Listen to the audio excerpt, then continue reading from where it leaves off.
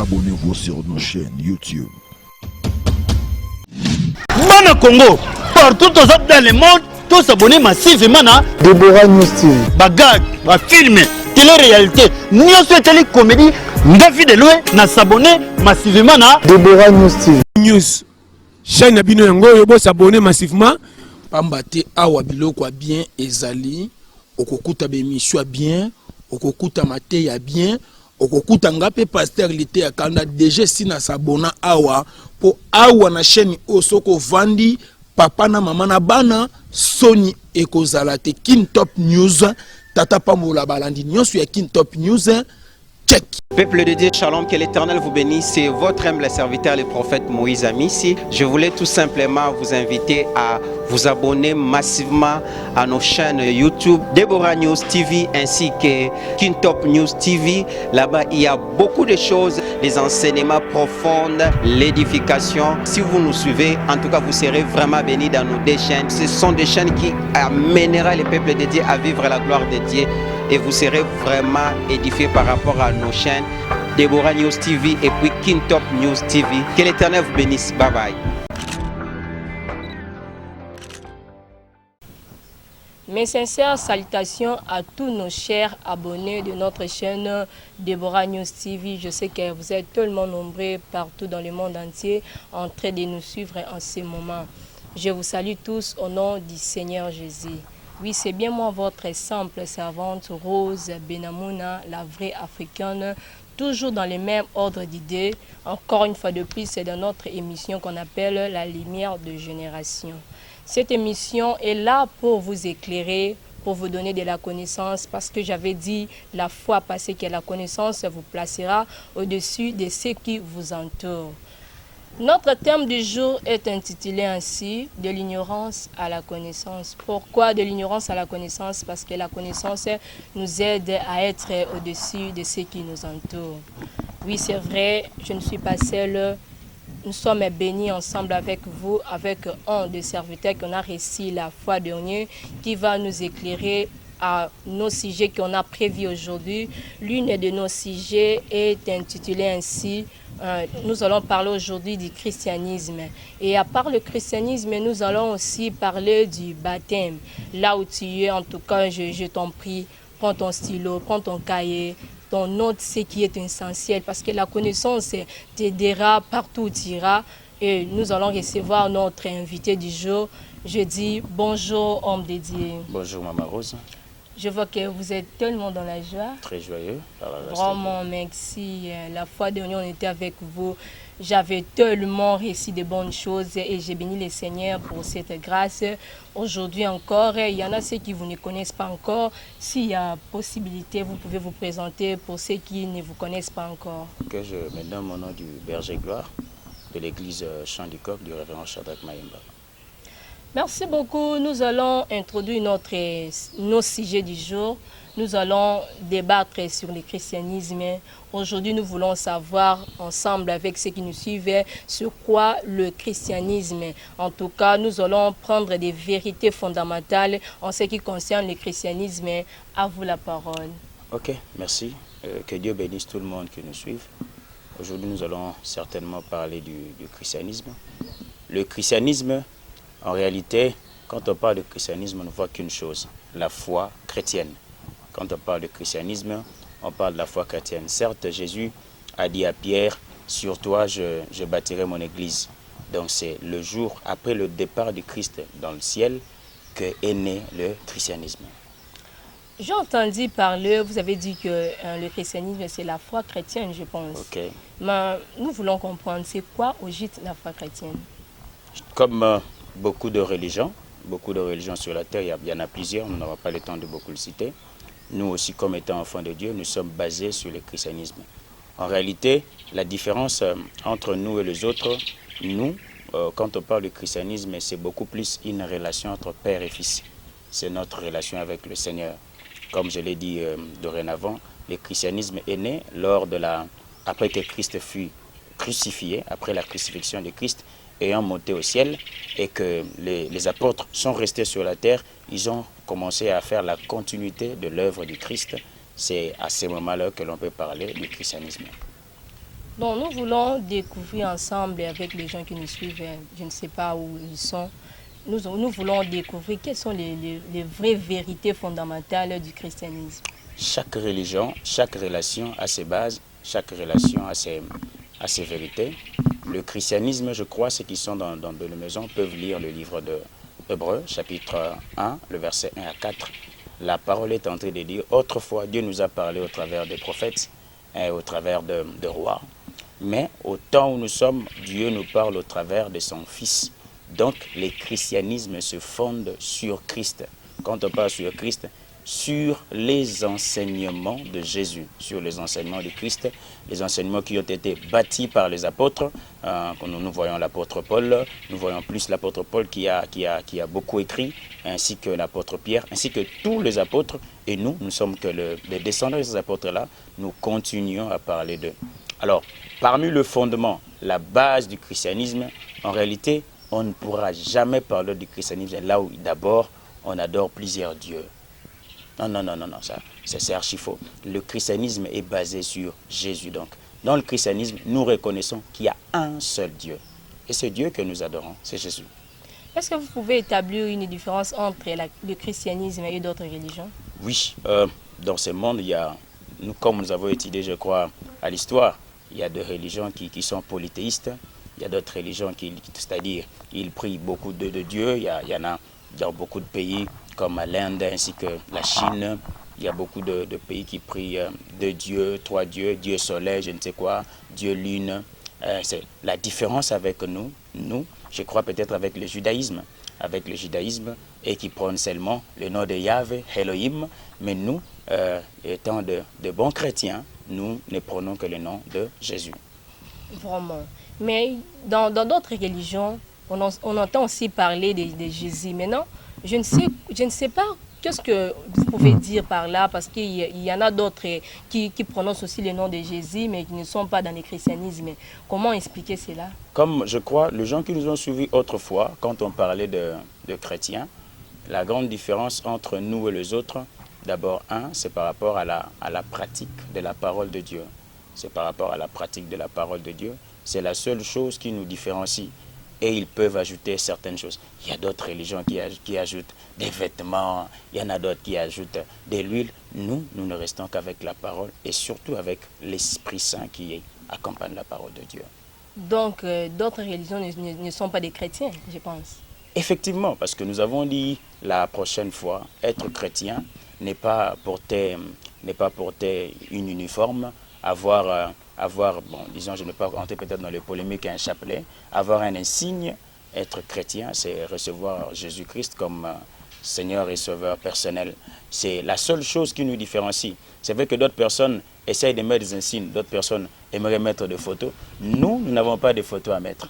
Nous n'avons pas de bracelet à porter. Nous n'avons que le nom de Jésus. La force du christianisme, c'est par la foi. Parce que nous, la seule chose qui prône en nous, c'est la foi que nous avons en Jésus-Christ. Comment voir la foi en Jésus, la personne qu'on n'a jamais vue dans nos yeux, et comment placer la foi en lui? C'est ça la force du christianisme. C'est la force du christianisme parce que beaucoup de religions aiment voir parce que c'est là leur pousse à pouvoir créer des choses. D'autres vont créer des statues, d'autres vont avoir une photo. Alors qu'à l'époque de Jésus, je ne sais pas, bon, sans pourtant critiquer d'autres religions, à l'époque de Jésus, il n'y avait pas de photo. Il n'y avait pas de photo. Et d'autres aimeraient voir des choses. Or, la vraie foi, la parole déclare, je crois, dans les livres de 2 Corinthiens, chapitre 5, le verset 7, la parole déclare, nous ne marchons pas selon la vue, mais nous marchons selon la foi. Voilà la chose qui va nous différencier au ciel. Dieu dira à ces gens, vous avez cru à une personne que vous n'avez jamais vue. C'est la chose qui va nous différencier avec les autres. Donc nous croyons à un homme que nous n'avons jamais vu et que les œuvres de cet homme continuent à marcher avec nous. Autre part, dans la Bible, lorsque l'apôtre, disons, Jean-Baptiste voulait douter que Jésus était réellement Christ, Jésus lui a dit, allez dire à Jean-Baptiste, voilà le miracle qui m'accompagne. Les aveugles voient, les paralytiques marchent. Donc en réalité, notre foi se manifeste du fait qu'il y a des signes qui nous accompagnent. Si nous pouvons comprendre, donc parmi les religions que nous savons, il n'y a qu'une seule religion commune. En réalité, le christianisme n'est pas vraiment une religion. Parce que dans la religion, il y a beaucoup de conditions. Nous, c'est une relation entre Dieu et nous. Nous ne considérons pas Dieu comme un Dieu parce que d'autres, ils ont peur de Dieu. Nous considérons Dieu comme un Père. Voilà pourquoi il est nécessité pour un enfant de qui se dit un enfant de Dieu. Quand il prie, il doit dire. D'ailleurs, Christ a dit, quand vous allez prier, dans Matthieu chapitre 6, le verset 9, il a dit, quand vous allez prier, vous aurez à dire notre Père. Donc, nous ne prions pas un Dieu grand avec une grosse voix. Nous, la différence avec d'autres, nous avons une relation permanente, une relation avec Dieu. Donc, c'est notre Père. Donc, c'est comme un enfant qui parle à son Père chaque matin. C'est aussi notre vie. Donc, nous ne sommes pas vraiment une religion. Nous sommes une relation avec un Père. Donc, d'autres religions n'ont pas eu une relation avec le Père? Oui, j'aimerais même la signifier parce qu'ils ajoutent des choses. D'autres personnes, pour mieux savoir qu'ils parlent à Dieu, ils doivent fixer les yeux vers le soleil. Or, le soleil n'est pas Dieu. Le soleil peut être l'image de Dieu, mais ce n'est pas Dieu. D'autres personnes peuvent symboliser par un animal totem. Dans d'autres pays, ça peut être un buffle, ça peut être un bœuf, mais ce n'est pas Dieu. Voilà pourquoi nous, avec cette relation, voilà pourquoi j'ai dit dernièrement, quand on a la certitude dans son cœur qu'on a reçu le Seigneur, on aura cette certitude que je parle avec le roi. Merci beaucoup, homme de Dieu. Là, je vois Maman Déborah qui nous suit depuis la Paris, en tout cas, une prophétesse de l'Éternel. Que le Seigneur te fasse encore du bien. Un serviteur de Dieu, nous voulons comprendre quelles sont les bases du christianisme. Oui, ma maman Rose, le christianisme, comme je l'ai dit autrefois, c'est une relation. Or, dans chaque relation, il y a deux bases qu'il faut mettre, même quand on est époux ou soit épouse de quelqu'un. Alors, c'est vrai qu'il y en a plusieurs. Il y en a plusieurs. Je demande à nos frères et sœurs qui nous suivent de pouvoir prendre le livre de Hébreux, chapitre 6, le verset 1 à 2. Et je leur demanderai aussi de prendre le livre de Éphésiens, chapitre 4, du verset 1, même jusqu'au verset 25. Nous allons citer peut-être l'amour. Nous pouvons même citer la vérité. Nous pouvons même citer l'unité. Nous pouvons même citer la justice. Et dans Hébreux, chapitre 6, l'apôtre qui a écrit l'épître, d'autres personnes disent Paul, d'autres personnes disent Apollos, d'autres personnes même manquent même de mots par rapport à cet auteur du livre d'Hébreux. L'apôtre qui a écrit ces choses parle de l'imposition de main, mais il parle de la foi, il parle de résurrection de mort, il parle du jugement éternel, il parle aussi de baptême. Voilà un peu quelques bases de la foi chrétienne. Merci beaucoup. Je vais juste citer parmi les bases que vous venez de citer là-dessus. Vous avez cité l'amour. Mais aujourd'hui, nous voyons que l'amour n'a pas place dans le cœur de chrétiens. Pourquoi? Parce qu'il y en a ceux qui sont des serviteurs de Dieu, pasteurs, apôtres, mais ils s'empoisonnent pour l'intérêt du ministère. Je ne sais pas si vous parlez de l'amour dans le christianisme. Vraiment, là, vous pouvez nous expliquer très bien parce que ce sont les chrétiens qui font des dégâts aujourd'hui. Oui, maman Rose, vous avez certes raison parce que l'amour est l'un des piliers de la foi chrétienne. Souvenez-vous du livre de Jean chapitre 3, le verset 16. La parole déclare « Car Dieu a tant aimé ». Car Dieu a tant aimé. Donc, si nous sommes sauvés aujourd'hui, c'est parce qu'il y avait un Dieu, dans son amour profond, il nous a aimés. Certes, l'amour ne sera pas toujours facile entre humains. Parce que seul Dieu nous connaît profondément. L'humain aura toujours des réserves. Mais je demanderai à tous ces bien-aimés qui nous suivent de pouvoir continuer à aimer parce que Dieu nous a aimés les premiers. C'est la seule chose que je peux leur dire. Souvenez-vous encore de Christ lorsqu'il s'agissait de dire aux apôtres par rapport aux 10 commandements de Moïse. Lui, il en a résumé seulement en 2. Il leur a dit, vous aimerez Dieu de tout votre cœur et vous aimerez votre prochain. Certes, aimer son prochain est tellement difficile parce qu'on est rempli de caractères, l'autre a un caractère, mais nous sommes dans l'obligation d'aimer un frère, d'aimer une sœur, même quand il n'est pas de notre nation, même quand il fait des choses qui ne nous honorent pas. Nous sommes seulement obligés d'aimer. Donc, si nous parlons du christianisme, là, on fait allusion aux chrétiens, je pense. Oui, comme je Ouais. l'ai dit, toujours les chrétiens. Mais parmi les fondements encore que vous avez cités, Oui. vous avez dit que la justice. La justice. Mais en réalité, la justice n'est pas pratiquée. Oui, vous savez, tout ne sera pas toujours parfait tant que nous serons sur la terre. Tout ne sera pas toujours parfait. Et quand on dit aussi justice, ça fait allusion d'abord au juste lui-même. C'est lui qui a reçu le Seigneur Jésus-Christ dans sa vie. Il doit pratiquer la justice parce que Dieu l'appelle juste. Il doit pratiquer la justice. Certes, ces derniers temps, il y a beaucoup de corruption sur la terre, surtout dans notre pays. Ah, waouh, waouh, dans le monde entier, la corruption bat plein. Mais nous sommes appelés à pratiquer la justice. Et surtout, quand on parle de la justice, cette justification vient du fait que nous avons été condamnés par le péché. Nous avons été condamnés par le péché. Christ, mort à la croix, il nous a justifiés. Donc Dieu nous déclare juste devant lui. Donc nous sommes cotés sans péché et nous avons l'obligation de marcher selon la justice comme Dieu le veut. Ouais, merci beaucoup. Là, je vois Prisca la patronat. Depuis Paris, en tout cas, je te salue.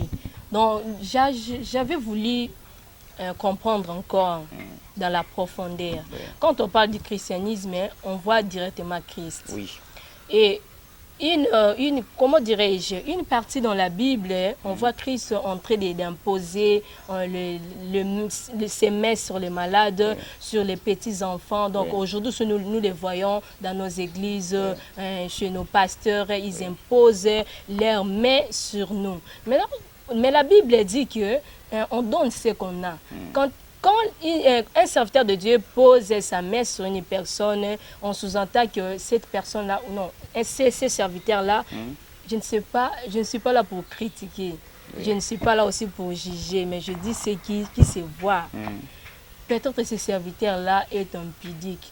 Seigneur, pardonne, est impudique, mais il impose sa main sur une personne, je ne sais pas. Cette impudicité-là, ça sera transmis ou comment?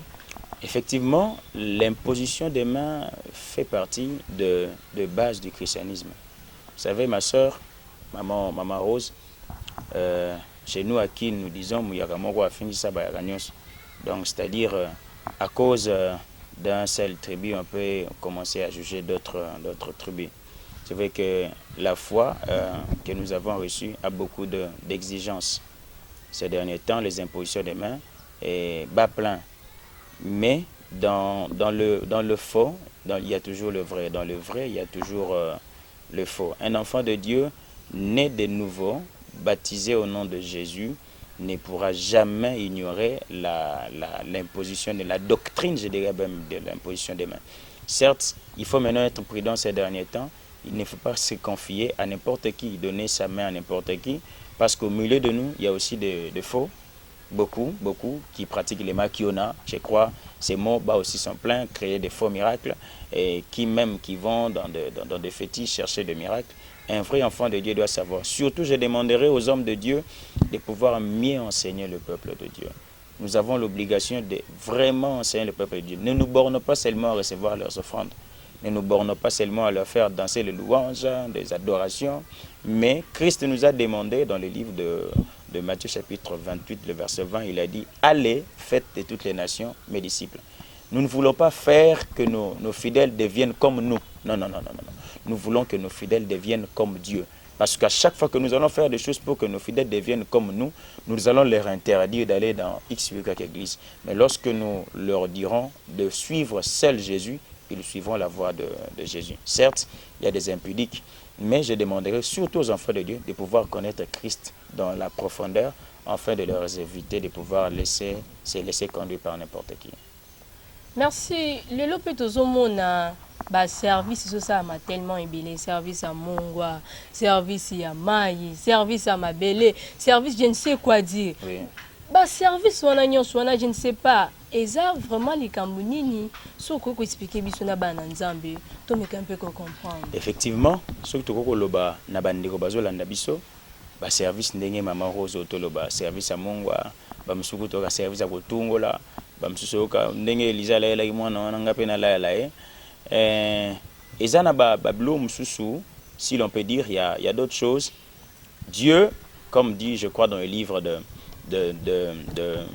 Daniel, chapitre 2, verset 21, la parole déclare qu'il change le temps et les circonstances. Nous avons souvent l'habitude de dire que Dieu est le maître des temps et des circonstances. Pour une circonstance, Dieu peut demander à son serviteur, l'Esprit de Dieu peut inspirer son serviteur de passer à un service, tel que l'Esprit vous demande de prendre du sel. Hein? D'autres peut-être se réfèrent sur Élisée, je crois dans le livre de 2 Rois, chapitre 2. Hein? Il a pris le sel, il l'a jeté sur l'eau. D'autres se référaient aussi à Élisée, et couché sur cette fille, couché sur cet enfant, pardon. Mais dans toute chose, nous allons plus pratiquer ce que Christ a dit. Admettons, ces gens-là, batungu la rabatu. Et si tu déshabille-toi, n'a pas de huile. Yesu atikala kolongola mutu bilambate. Et puis, Nzamba zaramta pudeur. Dieu est rempli de pudeur. Dieu n'aime pas exposer la nudité de quelqu'un comme ça. Dieu aime la pudeur. Alors, je ne vois pas important à un homme de Dieu de pouvoir déshabiller la femme d'une personne. Non, c'est pas important. Et souvent, ces services-là, vous le verrez, se font souvent au cas l'homme de Dieu avec une femme d'autrui, l'homme de Dieu avec une sœur. Mais rarement, se font avec un frère. L'homme de Dieu se déshabille avec un frère. Certes, ces derniers temps, il y a des bêtises qui se font avec l'homosexualité, toutes ces choses. Mais quand on commence à dépasser les bornes telles que Otungo la Batou, ça, c'est pas une bonne chose. Piéger les gens, Dieu est contre ça. Quand il s'agira même de pouvoir coucher avec les gens pour donner sa sémence et programmer la délivrance, ça, je serais même dans l'obligation de dire, ce sont des faux serviteurs de Dieu. Mais on dit que l'onction est transmissible. Je dirais même c'est faux. L'onction devient transmissible lorsque, je crois, Christ aussi l'a fait. Christ aussi l'a fait.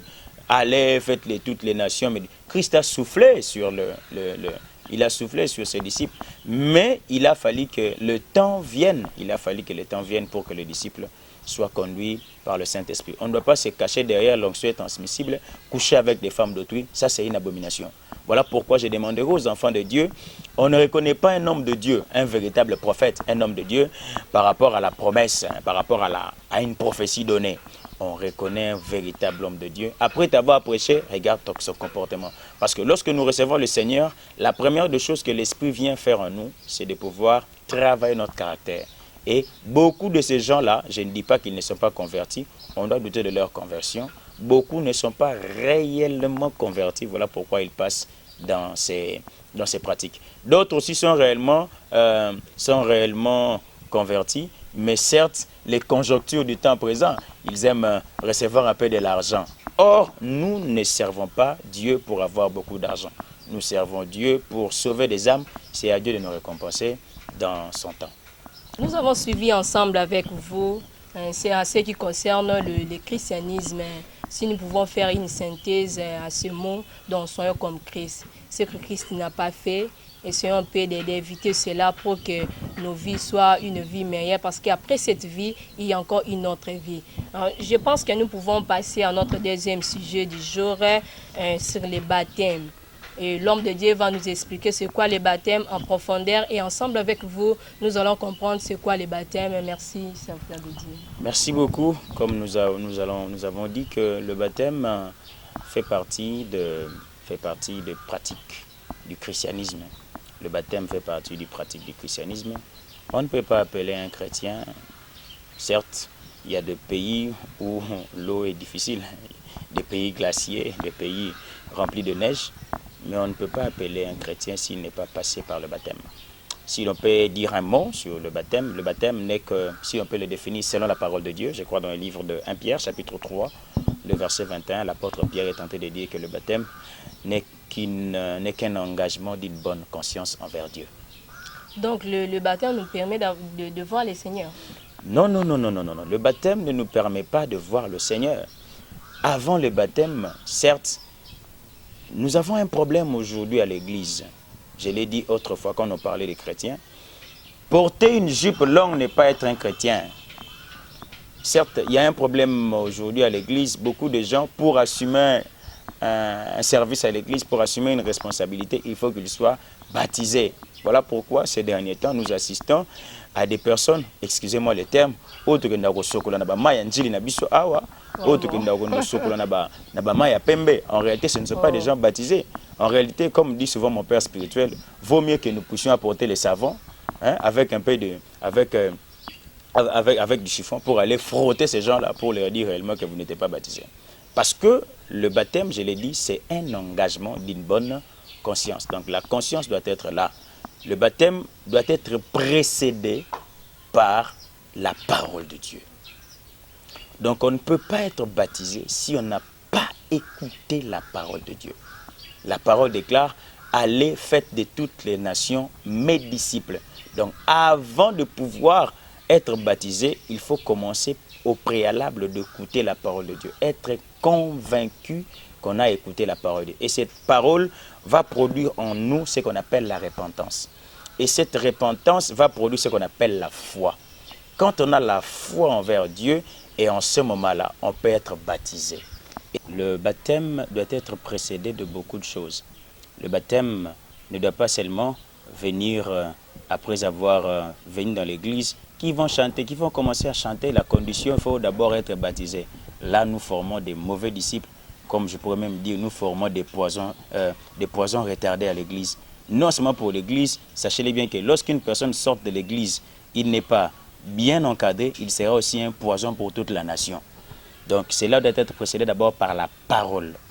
Lorsque la parole touche le cœur, cela va produire la repentance. Et cette repentance ne se limitera pas seulement par la tristesse, et cette repentance va produire la foi dans le cœur. Et cette foi doit amener quelqu'un à se convertir. Et il se dira lui-même, je serai obligé de me faire baptiser. Souvenez-vous de cet homme dans le livre de Actes, chapitre 8, je crois à partir du 26e verset. Cet homme, c'était l'eunuque éthiopien, je crois que nous connaissons bien l'histoire et ceux qui me suivent. Et cet homme marchait, il lisait un livre d'Ésaïe, il ne comprenait pas. L'Esprit de Dieu saisit Philippe pour l'amener jusqu'à là où il était. Lorsqu'il arrivait auprès de lui, il ne connaissait pas ce qu'il disait. Il ne connaissait pas ce qu'il disait, il fallait qu'il y ait une explication. Après s'être expliqué de la parole de Dieu et qu'il a écouté la parole, l'eunuque éthiopien lui-même, ayant vu l'eau, quelque part, il dit à Philippe, l'eau est là, est-ce que pourrais-je être baptisé?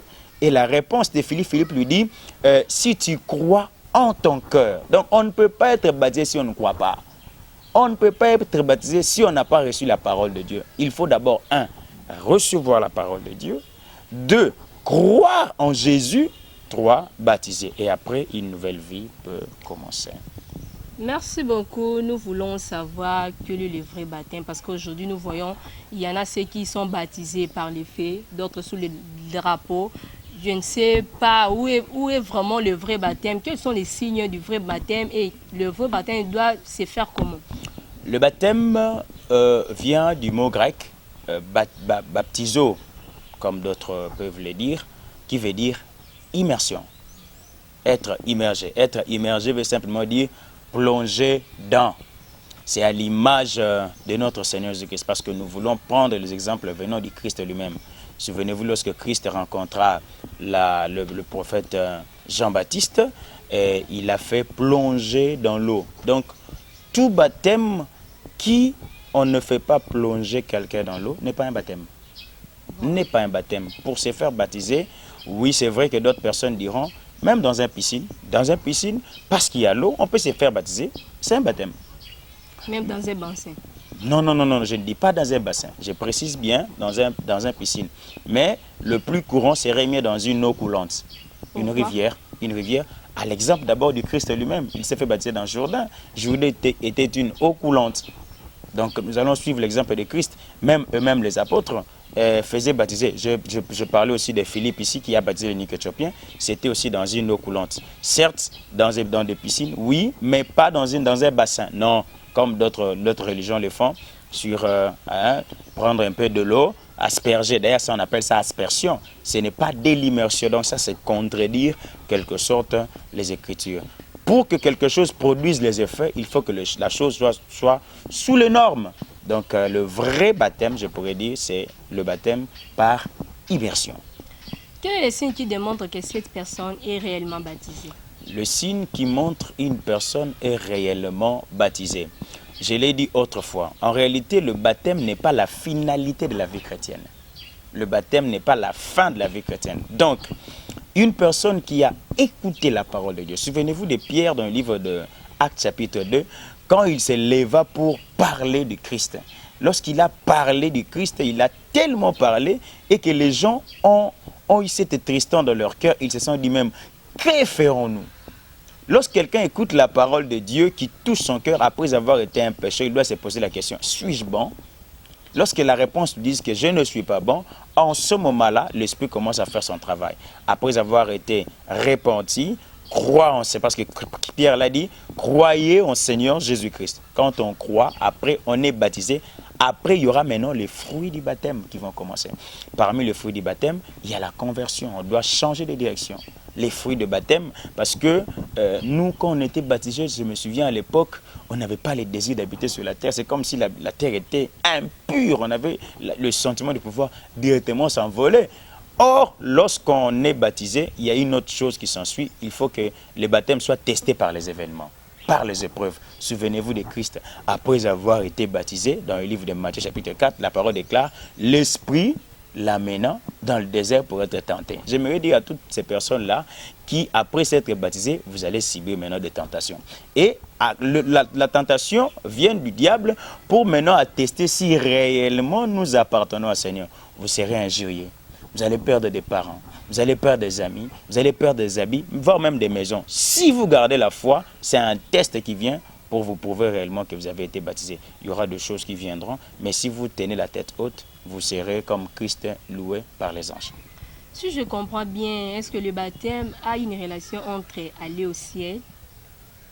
Vous pouvez expliquer, parce que je vois sur la croix, oui, Jésus entre les deux brigands. Oui. L'un a reçu Jésus, oui, sur la croix, mais il n'était pas baptisé. Christ, oui, lui a dit que aujourd'hui même tu seras avec moi dans les paradis. Je peux l'expliquer comme ça. Vous savez, c'est comme un mariage. C'est comme un mariage. Et un homme et une femme se sont dit je t'aime dans le secret. Personne ne connaissait. Arrivé dans une église, soit devant l'autorité civile, ils se redisent encore je t'aime, tu m'aimes. Et le signe qui atteste qu'ils sont réellement amoureux, c'est un signe invisible. C'est l'amour, c'est la confiance qu'ils ont l'un à l'autre. Mais pour montrer aux gens que nous sommes amoureux, il y a ce symbole du baptême. En réalité, le baptême n'est pas signe d'entrée au ciel. Ce qui importe le plus, c'est de croire. Quelqu'un qui croit aujourd'hui, comme cet homme-là, quand on croit au Seigneur Jésus-Christ, c'est tout. On peut même mourir, on ira au ciel. Mais lorsqu'on est vivant et que cette occasion n'est pas donnée, j'exhorte à mes bien-aimés et j'exhorte aux enfants de Dieu, celui qui n'est pas baptisé, qu'il se fasse baptiser. Certes, ce n'est pas un symbole qui montre que tu iras au ciel parce que la foi seule suffit. Merci beaucoup. Vous pouvez faire une synthèse par rapport à tout ce que vous venez de dire pour une meilleure compréhension. Le baptême doit nous pousser à pouvoir commencer une nouvelle vie. Celui qui est baptisé, on ne vient pas à l'église pour être baptisé pour commencer les services. Sinon, on sera des serviteurs qui n'aura pas un bon fondement. Donc, lorsqu'on vient à l'église, il faut d'abord commencer par écouter la parole. Quand on écoute la parole, cette parole te transforme. Après s'être transformé, tu peux être baptisé, puis tu commences la marche avec le Seigneur. Et c'est en ce moment-là que l'Esprit peut descendre sur toi et que les dons et les fruits de l'Esprit peuvent maintenant se manifester. Merci beaucoup. Vos salutations à ceux qui vous suivent. Merci à tous ceux qui m'ont suivi et je salue mon père spirituel, le révérend Shadrach Mayemba, le bien-aimé Merveille, ainsi que toute ma famille biologique et toute la famille Chandikok. Que Dieu vous bénisse. Merci beaucoup. Nous sommes vraiment à la fin. Je dis merci à tous ceux qui ont été là devant leur téléphone, devant leur, je ne sais quoi dire, pour nous suivre à cette tranche. En tout cas, que le Seigneur vous fasse réellement du bien. Nous sommes vraiment à la fin. Je dis merci au bon Dieu qui nous a donné le souffle de vie. Pourquoi pas dire merci à Maman Déborah, à Fistine depuis Paris, et dire encore merci à ma sœur Prisca, la patronat, et Gloire Nguébé. Je ne peux jamais oublier notre frère Chidel qui est derrière les caméras, ingénieur Yassolo. Je vois aussi le frère Jancy pour ses grands travail. Et pourquoi pas dire merci à ma sœur Philippine que j'aime bien. Et encore une fois de plus, un grand merci à mon très cher pasteur, le révérend David Kazang. En tout cas, à nous revoir à la prochaine édition. Merci. Abonnez-vous sur votre chaîne YouTube, In Top News.